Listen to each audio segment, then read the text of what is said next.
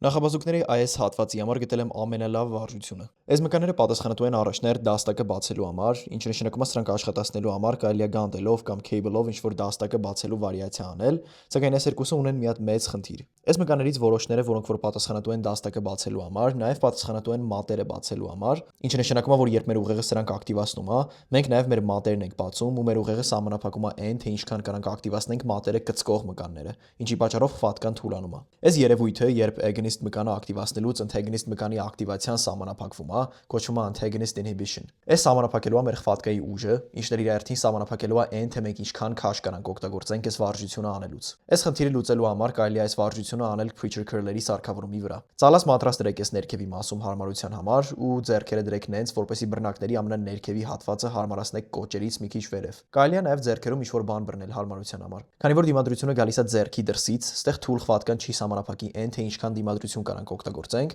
ու այս մկանները շատ ավելի լավ են աշխատելու։ Բացի դրանից, ստեղ դիմադրությունը հավասարաչափ է լինելու ամբողջ շարժման ընթացքում, ինչը չի կարելի ասել գանտելներով վարիացիայի մասին, որտեղ ամենաշատ դիմադրությունը լինելու է մենակ ամենաբացված դիրքում, իսկ արմունկի ծալված դիրքում դիմադրություն գրեթե չկա։